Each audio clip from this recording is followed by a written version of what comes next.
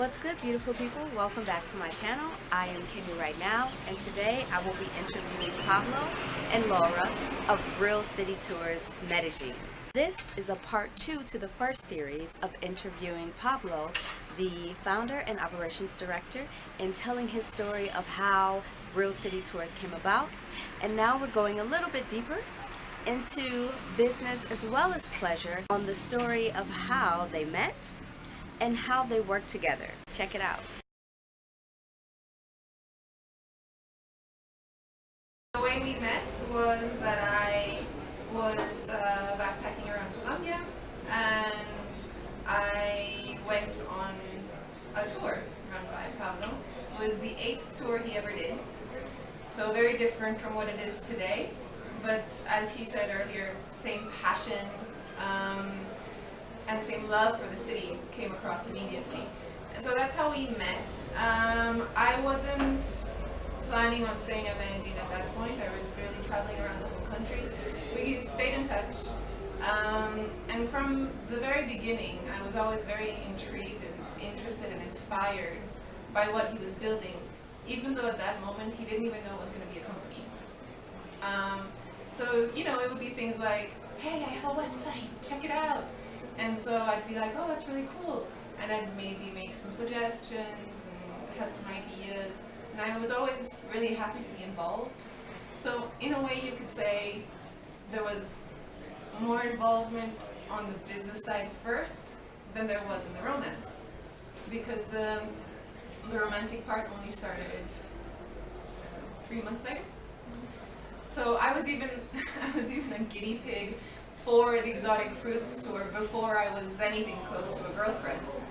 So I guess the business part came first, then started the romance, then we focused on the romance, and then, but the business was always kind of parallel, but it was always my passion project. So when I finally moved to Colombia, I actually had a different full-time job. It was very important for us to separate kind of our work lives. It was important for me to not depend on this company. It was important for me to have different activity and for us to be able to separate those spaces, work and relationship.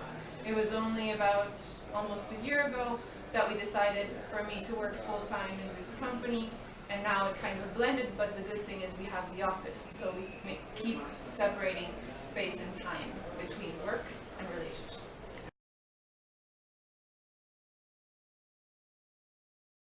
I studied international business, and before I left Europe, which is where I was before, I was working in marketing for a very big multinational company that produces paper and packaging, so completely different world. It was interesting, it was very stressful, that's what I left behind, and in the back of my mind I always wanted to work in tourism. I grew up a nomad, I moved around a lot, and I always, you know, traveling is my passion, like for many people, and I always kind of wanted to make it my career. So it was one of the reasons I actually traveled to Colombia specifically, is because I knew that it was just at the cusp of something great when it comes to tourism, and I wanted to explore the options I had and the opportunities that there were in Colombia. Unfortunately, it worked out.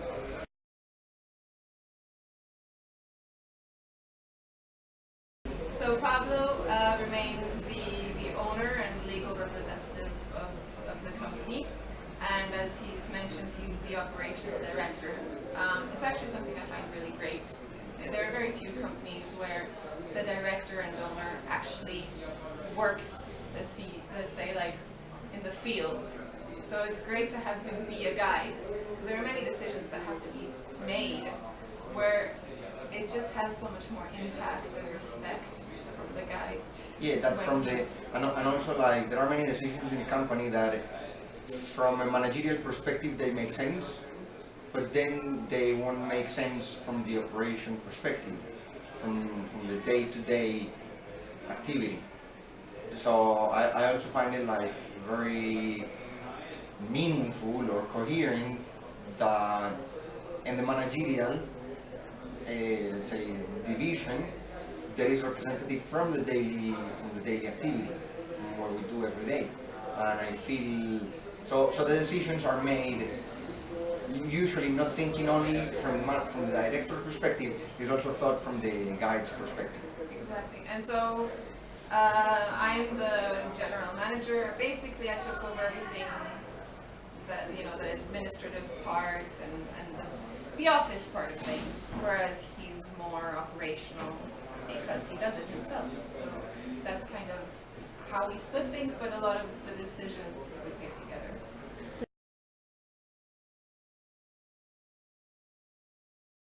We have 3 tours, and historically is the free walking tour, how we started.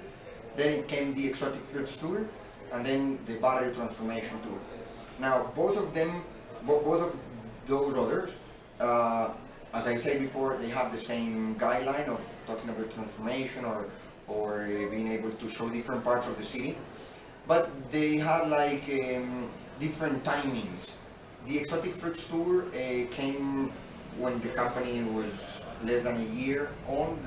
I said, all right, this would be great to show the diversity of the city, of the country, because of its, let's say, it's the country in the world with the largest amount of diversity of fruits per square kilometer. So let's say, let's show that, a little bit of show off of the country, all right? Then the battery transformation tour came, like, it took way longer to develop, because there wasn't a strategic decision is we're gonna grow when we think we're ready to grow, not with the idea of exploding fast. Oh no, we have to like make 5 more tours and start 3 other cities, which I'm not saying is wrong, but is not our decision. It's because it actually impacts our personal lives. So we're gonna grow when we feel is the moment to grow. So we always wanted to explore different neighborhoods, different barrios, but it took a little longer to develop, to find the right one, to find the connections with the community. So then it came like only 6 months ago. So it's relatively. It's also more, it's delicate, it's sensitive. The way we do things, we want them to be sustainable. We want to incorporate the whole ecosystem. We don't just want to arrive somewhere and say, okay, we're here, and starting tomorrow we're going to bring a group of 20 people, and we don't really, we've researched online, we know all the information, and here we go. That's not the way we do things. We really want to immerse ourselves in each neighborhood with the people. So that's why it was quite a long process. Pablo himself develops all content while being a guide, while being the director, while training new guides for the existing tours. So that's why it was kind of a long and arduous process, but that's the way we like to do things. We don't like to rush ourselves.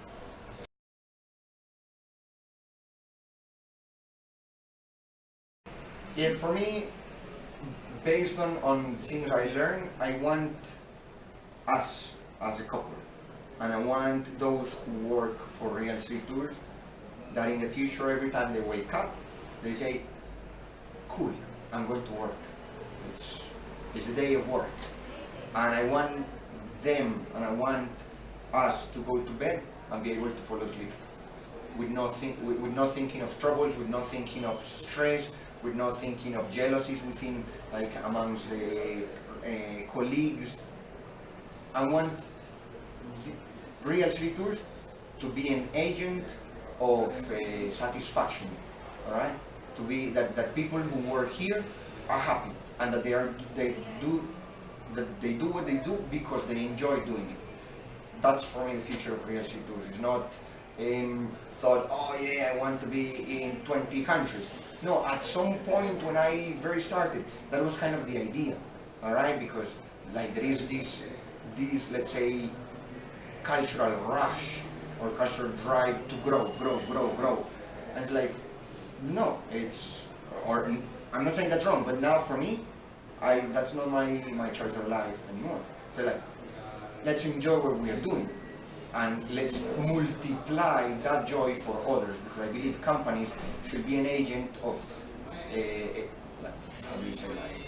should be an agent that multiplies the values of the person or the people who run the company. So if I want this to be joyful for me, then the purpose of Real City Tours should be to multiply that joy for all the others. Those who work for us first, and then as a consequence, for those who decide to take our tours. Yeah, for me, it's very interesting because he really is an engineer through and through. Everything he does, you know, his structure in his personal life and his work life, everything is very organized and very number driven. He loves statistics, and this is the one thing, and it's the most important thing, where never does he talk about numbers, never does he talk about growth projection. It's all gone. It's all values, it's all love, it's all passion. And for me, that's very important. The engineering comes through in the details, in the everyday, but when we talk about the big picture, there are no numbers involved. So it's nice.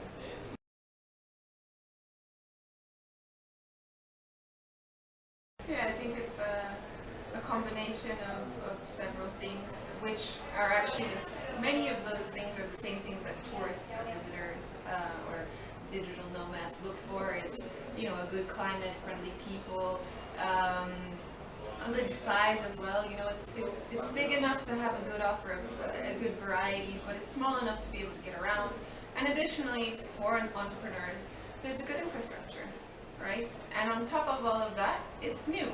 Maybe especially now thinking about North America, the time zone, you know, is beneficial compared to maybe some other countries that have been quite popular recently over in Asia. Like, this is actually the same time zone, so it makes, you know, dealing with customers in North America quite easy, or even South America, Central America. You know, it's a huge region, and being in the same time zone is convenient, and travel there and back is quite cheap as well. So I think those are factors as well that are beneficial for many. I think it's very simple because Medellin is sexy. It's a sexy city because of the transformation, because of we have lived and the way we crossed those hurdles. Medellin became a sexy city, and that added to the culture of the paisas. People from this place are known in Colombia as hardworking people and entrepreneurs. So I think those two things joined together, they make a magnet for and because it's a fun city. It's a city that's fun for young people.